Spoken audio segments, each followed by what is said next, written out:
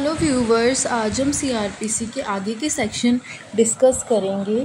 जो सेक्शन 81 है, कहता है procedure bye magistrate before home such person arrest is brought. मतलब उस मजिस्ट्रेट द्वारा प्रोसीजर क्या होगा जब व्यक्ति गिरफ्तार करके उसके सामने लाया जाता है। तो इसका सब सेक्शन 1 बात करता है द एग्जीक्यूटिव मजिस्ट्रेट और डिस्ट्रिक्ट सुपरिटेंडेंट ऑफ पुलिस और commissioner of police shall, if the person arrested appears to be the person intend by the court which issue the warrant, direct is removal custody to such court. मतलब कि जिस person को गिरफ्तार किया गया, अगर ऐसा लगता है कि वो पर्सन वही है कि जिसके खिलाफ वारंट निकला था, वो उसे ही गिरफ्तार किया गया, तो उनके सामने commissioner of police, district superintendent of police और एग्जीक्यूटिव मजिस्ट्रेट के सामने उनको पेश किया जाएगा। इसके बाद इसका प्रोविजो है जो बात करता है if the offence is bailable, और अगर ऑफेंस बेलेबल है and such person is ready and willing to give bail to the satisfaction of such magistrate, और पर्सन रेडी है बेल लेने के लिए और सेटिस्फाई कर देता है मजिस्ट्रेट को, तो district superintendent or commissioner or direction has been endorsed under section 71 on the warrant and such person is ready and willing to give to security required by such direction, the magistrate, district superintendent or commissioner shall take such bail on security as the case may be and forward the bond to the court which issue the warrant। Means तो वो उसको warrant endorse कर सकते हैं, वो security वगैरह दे सकता है उसके हिसाब से, और उसको आगे फॉरवर्ड कर दिया जाएगा। जिस मजिस्ट्रेट ने वारंट भेजा था उसके वहीं उसको कर दिया जाए बेल के लिए। Provided further that if the offence is non bailable offence, अगर ऑफेंस नॉन बेलेबल है तो it shall be lawful for the chief judicial magistrate, तो इसको चीफ जुडिशियल मजिस्ट्रेट के द्वारा suspect to the provisions of section 437 और the session जज और the district in which the arrest is made on consideration the information and the document referred in subsection 2 of section 78 release on such bail. तो CGM द्वारा या फिर session जज द्वारा 78 के प्रोविज़न को ध्यान में रखते हुए उसको रिलीज़ कर दिया जाएगा। उसके बाद बात करते हैं subsection 2। Nothing in this section shall be do to prevent a police officer from taking security under section 71। मतलब ये सेक्शन की कोई भी बात किसी भी पुलिस को जो भी सिक्योरिटी लेने के अधिकार को नहीं रोकती है, जो 71 के अकॉर्डिंग हम लेते हैं। उसके बाद हम बात करते हैं सेक्शन 82 की, प्रोक्लेमेशन ऑफ पर्सन अब्सकॉन्डिंग। इसका सबसेक्शन 1 कहता है if any court has reason to believe whether after taking evidence और not that any person against whom a warrant has been issued by its abscond or concealing himself so that such warrant can't be executed, such court may publish a written proclamation requiring him to appear at the specified place at any specified time not less than 30 years from the date of publishing such proclamation. मतलब कि किसी भी person के द्वारा जो abscond है, छुपा रहा है, खुद को छुपा रहा है, भाग रहा है, तो उसके सामने मतलब एब्सकॉन्ड वो हो रखा है, रिटर्न प्रोक्लेमेशन घोषणा हो रखी है, तो उसको अपीयर के लिए 30 डेज़ का टाइम दिया जाएगा। The proclamation shall be publish as follows दो, और वो घोषणा कहाँ का पब्लिश होगी। It shall be publicly read in some conspicuous place of town or village in which such person ordinary reside। जहाँ पे वो रहता था कॉन्स्पिशियस प्लेस या उसके टाउन के वहाँ पे, और या फिर वो जहाँ अक्सर पाया रहता था। It shall be affixed to some suspicious part of the house or homestead in which such person ordinarily reside or to some conspicuous place of such town or village। A copy thereof shall be affixed to some conspicuous part of court house, और एक copy affix की जाएगी court house के वहाँ पे। The court में also if it thinks fit direct a copy of the proclamation to be publish in daily newspaper circulating in place in which such person ordinary resides, और court publish कराएगी daily newspaper में भी। उसके बाद बात करते हैं सबसेक्शन 3 की, statement in writing by court issuing the proclamation to the effect that proclamation was duly published on the specified day in the manner specified in clause 1 and subsection 2 shall be conclusive evidence that the requirements of section have been complied with and that the proclamation was published on that day. उसके बाद बात आती है subsection 4 की, where a proclamation published under subsection 1 in respect of a person accused of offence punishable under, मतलब कि अगर उस इंसान की तब प्रोक्लेम्ड ऑफेंडर जिसको घोषित किया उसके लिए प्रोक्लेमेशन इशू होता है section 302, 304, 364, 367, 382, 392, 393, 394, 395, 396, 397, 398, 399, 400, 402, 436, 449, 559, 460 of Indian Penal Code, and such person failed to appear at specified time and place required by proclamation court. After making such inquiry as things will pronounce him a proclaimed and make a declaration to his effect.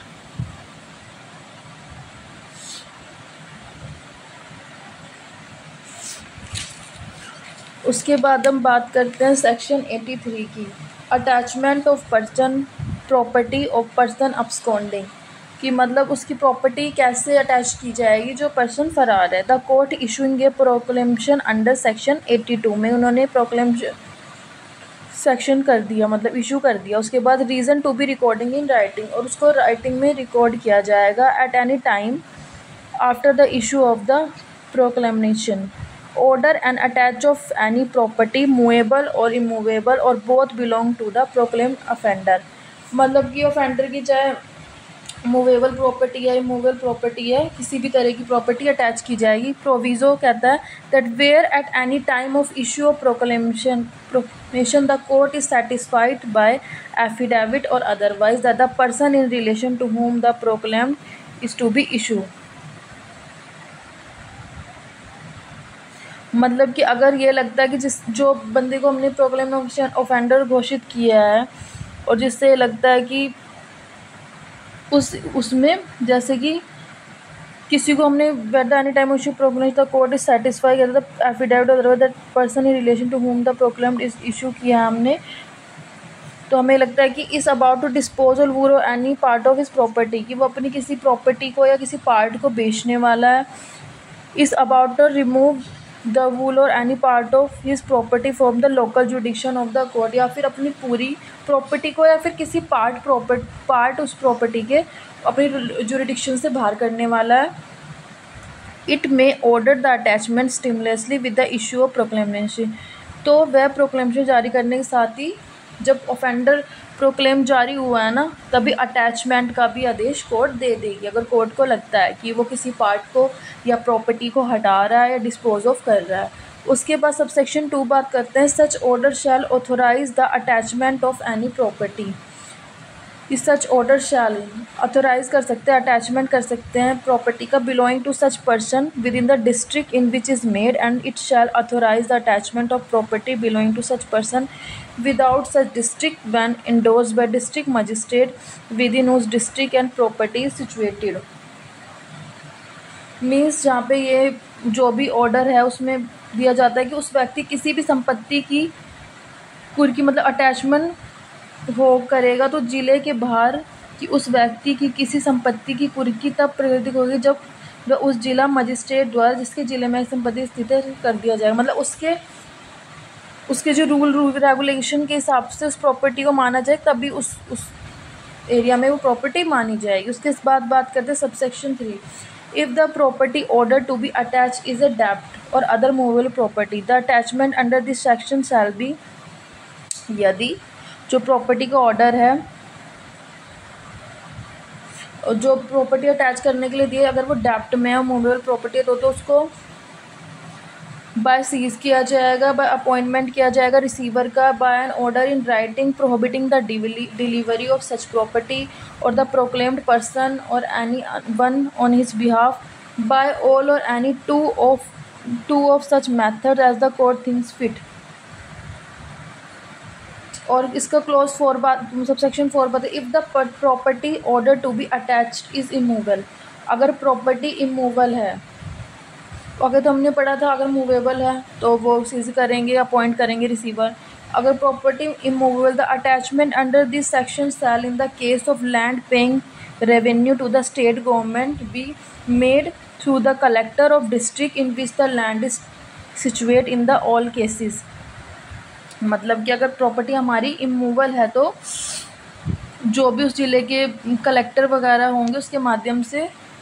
Station लिया जाएगा, जैसे by taking possession, by appointments of receiver, by an order in writing prohibiting the payment of rent और delivery of property और be proclaimed offender और any one of this behalf by all और any two of such methods at the court's things fits. मतलब जो methods court को ठीक लगेगा वो मैथड करेगी। If the property order to be attached consist of live stock, it is of perishable nature. अगर जल्दी ख़राब होने वाली प्रॉपर्टी, द कोर्ट में if it thinks it's expedient order immediate sale there of and in such case the proceed of the sale sale abide the order of the court. तो अगर जल्दी ख़राब हो तो कोर्ट जल्दी ऑर्डर देके उस प्रॉपर्टी को बेच देगी। उसके बाद आता है subsection 6, the power duties and liabilities of receiver appointed under this section shall be the same as those of receiver appointed under the code of civil procedure 1908। मतलब कि जो भी इस सेक्शन के द्वारा जो भी ड्यूटीज़ होगी, लाइबिलिटी होगी रिव्यूअर की, वो सीपीसी के अकॉर्डिंग ही चलेगी। 84 बात करता है claims and objection to attachment की। 84 बताता है किसी का क्लेम्स हो या किसी को ऑब्जेक्शन करना हो उस प्रॉपर्टी में, तो if any claim is prefer to the objection made to the attachment of any property attach under section 83, हमने अटैच कर दी within 6 month from the date of such attachment, 6 month के अंदर अटैचमेंट के साथ by any person other than the proclaimed offender on the ground claimant और objector has been interest to such property. तो proclaimed offender के अलावा कोई other person बोलता है 6 मंथ के अंदर कि भाई मेरा इसमें इंटरेस्ट है प्रॉपर्टी में, तो that such interest is not liable to attachment under section 83।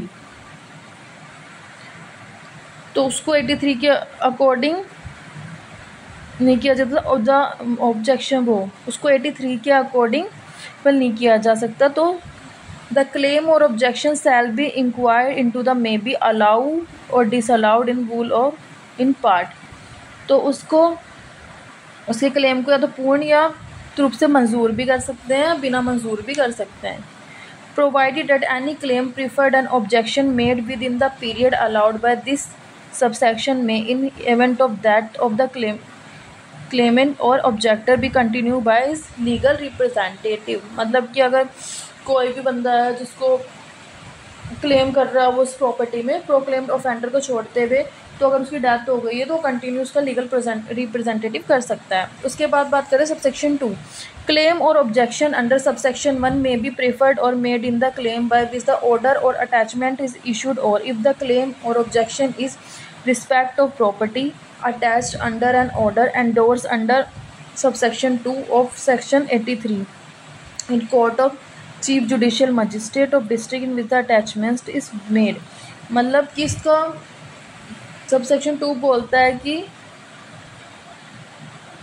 जहाँ पे भी अटैचमेंट का ऑर्डर दिया गया, यदि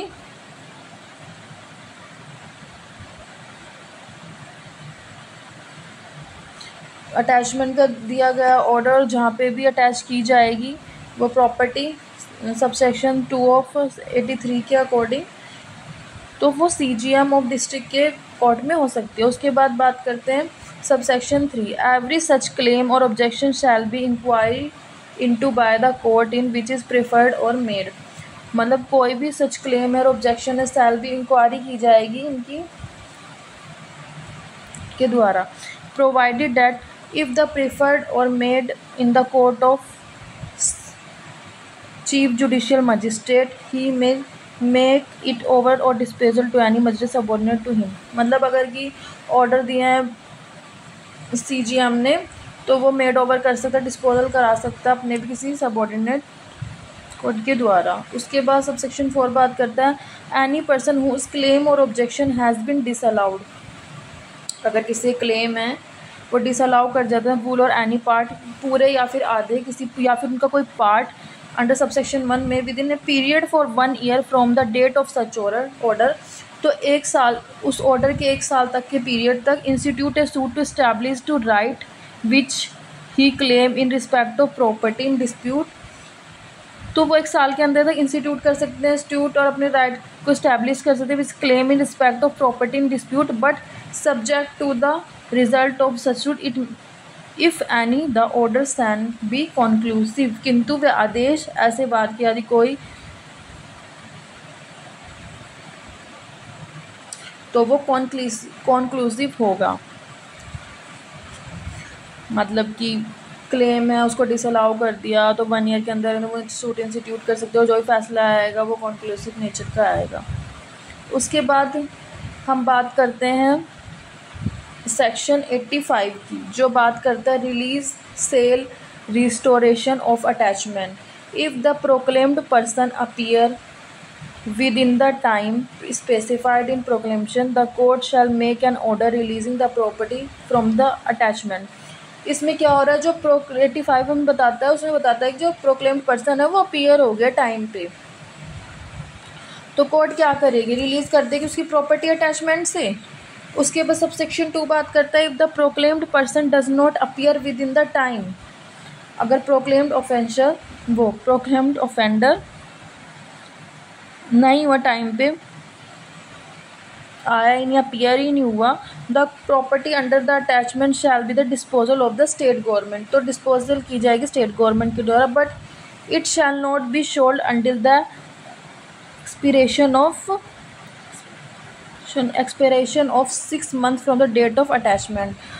मतलब लेकिन उसको ख़त्म नहीं किया जाएगा 6 month तक, जब से उसको अटैच किया गया था। Until any claim preferred on objection made under section 84 has been disposed of under this section unless it is subject to speedy and natural decay or the court considers that the sale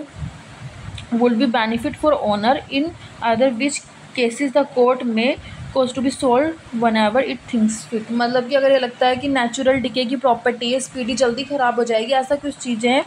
तो वो जल्दी वहाँ से उसको मतलब उसको लगता है और ओनर के फेवर में होगी तो कोर्ट उसको बेच सकता है। उसके बाद है if within 2 years from the date of attachment, अगर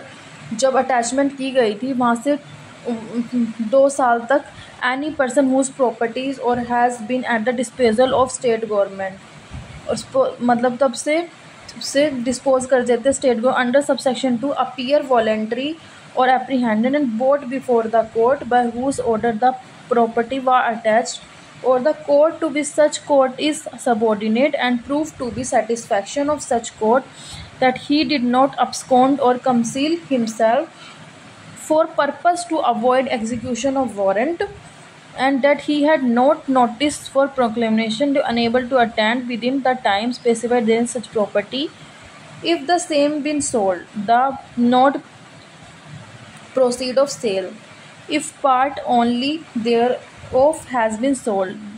the net proceed of the sale and residue of property shall, after satisfying therefrom all cost incurred in consequence of attachment, be delivered him। Means जो attachment की property है 2 years के अंदर अगर कोई भी person जो भी प्रॉपर्टी रिलेटेड सबसेक्शन 2 के अकॉर्डिंग स्टेट गवर्नमेंट के वहाँ रही है, तो उस कोर्ट के सामने के आदेश में पूरी की संपत्ति गई है, तो उस न्यायालय के समक्ष जिसके ऐसे न्यायालय अधीनस्थ है स्वेच्छा से हाजिर हो जाता है, पकड़कर लाया जाता है, या तो पर्सन खुद आ जाता है उसको पकड़कर लाया जाता है, तो उस न्यायालय को समाधानप्रद रूप से यह साबित कर देता है कि वारंट के निष्पादन से बचने के प्रयोजन से फरार नहीं हुआ या ना ही छुपा। मतलब वो विश्वास दिला देता है कि मैं इसलिए अब्सकॉन्ड नहीं हुआ था कि मुझे कोर्ट की प्रोसीडिंग से बचना था या ऐसा कुछ। तो यहाँ की उस उद्घोषणा की ऐसी सूचना नहीं मिली जिससे वह उसने निर्दिष्ट समय के अंदर हाजिर हो सकता, मतलब उसको सूचना ही नहीं मिली, उसको पता ही नहीं लगा कि भाई ऐसे ऐसे मैं प्रोक्लेम्ड ऑफेंडर घोषित किया गया हूँ, तो उसको नहीं मिली, तो तब क्या होगा, तो या यदि वे क्रय कर दी गई है तो क्रय के शुद्ध अगमों का यदि उसका केवल कुछ भाग क्रय किया गया तो क्या करेगी कोर्ट, उसके जो भी उसमें जो प्रॉपर्टी, उसकी प्रॉपर्टी या तो बेच दिया, फिर उसके कुछ पार्ट को बेच दिया है ना, तो कुर्की के उस सारे एक्सपेंसेस को निकाल के जो भी प्रॉपर्टी है बाकी उसको डिलीवर कर देगी उस पर्सन को, जो पर्सन कहता है कि मेरे को पता नहीं था या फिर मैं इस वजह से नहीं फरार हुआ था। ये सब इसमें आपको याद रखना है 2 इयर्स वाली जो लिमिटेशंस है ये। उसके बाद बात करते हैं 86 appeal from order rejecting application for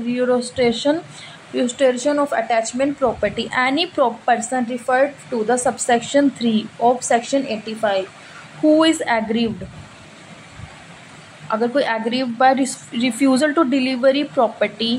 or to the proceed of sale thereof may appeal by the court which appeal ordinary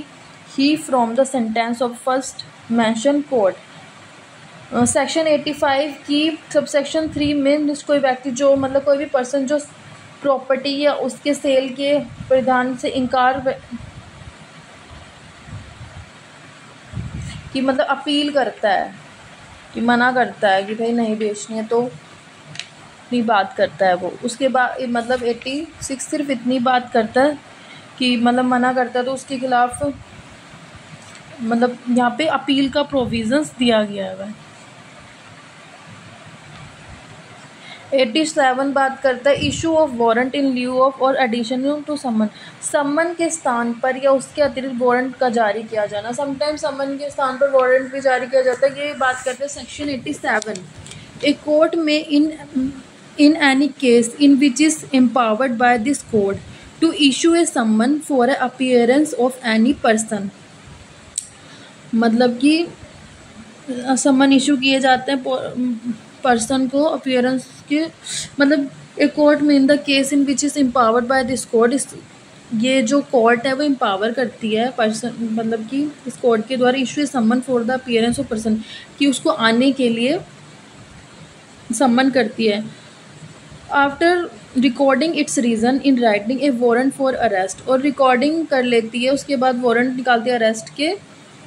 मतलब निकाल सकती है। If either before the issue of summon और after the issue of same but before the time fixed for the appearance the court she is reason to believe that he has absconded और will not obey the summon, means वो मतलब उसको समन निकाल दिया उसके बाद भी है ना वो आ ही नहीं रहा है, अब्सकॉन्ड ही है और मान ही नहीं रहा है कि समन से रिलेटेड। और इफ़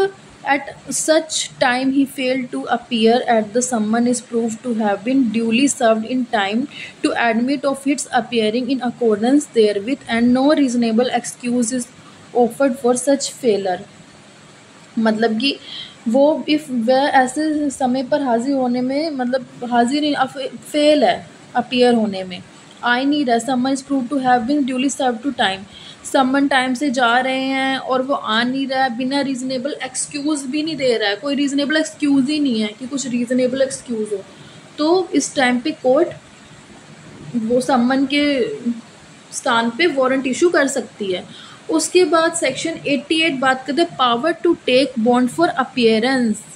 मतलब कि कोर्ट के पास पावर है वो बॉन्ड लेगी अपीयरेंस के लिए। 88 बात करता है when any person for whose appearance or arrest the officer presiding in court any court is empowered to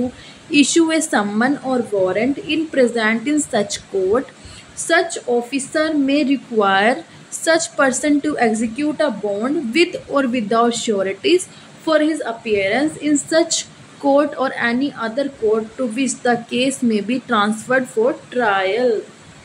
means कि किसी पर्सन आगे जब न्यायालय उसको बुलाएगा, उसको प्रेजेंस होना है, कोर्ट उसको बुलाएगा तो उसके लिए कोर्ट एक एग्जीक्यूट बॉन्ड करा सकते हैं विद और विदाउट श्योरिटीज़ का। उसके बाद बात करते हैं सेक्शन 89 की arrest on breach of bond for appearance, जो ब्रीच कर देता है बॉन्ड ऑफ अपीयरेंस को उसका अरेस्ट कैसे होगा। 89 ये इस बारे में बात करता है when any person who is bound by any bond, when any person जब कोई पर्सन बाउंड होता है किसी बॉन्ड के द्वारा, टेकन अंडर दिस कोड और अपीयर बिफोर ए कोर्ट, कि आपको जब बुलाया जाएगा आप तब आओगे। डज नॉट अपीयर, बट वो नहीं आता है। तो हमारे जो ऑफिसर प्रिजाइडिंग है इन सच कोर्ट में इशू ए वारंट, तो वो वारंट इशू करेंगे हमारे officer presiding, and that such person to be arrested and produce before him, तो उस पर्सन को अरेस्ट किया जाएगा और उनके सामने पेश किया जाएगा। उसके बाद बात करते हैं हम सेक्शन 90 की, जो आज का लास्ट सेक्शन है। सेक्शन 90 बात करता है provisions of this chapter generally applicable to summons and warrant of arrest, मतलब कि प्रोविजंस है इस चैप्टर के वो एप्लीकेबल होते हैं समन्स पे भी और वारंट ऑफ अरेस्ट पे भी। The provisions contained in this chapter relating to a summons and warrant and their issue, service and execution shall so far as may be apply to every summon and every warrant of arrest issue under this code। मतलब इस chapter से related provision summons के provisions और warrant of arrest के provisions पे भी applicable होंगे। आज हमने सेक्शन 81 से लेके 90 तक अच्छे से डील किया। आई होप आपको सारे सेक्शन अच्छे से कवर हुए होंगे। आगे के लेक्चर के लिए बने रहिए। Thank you.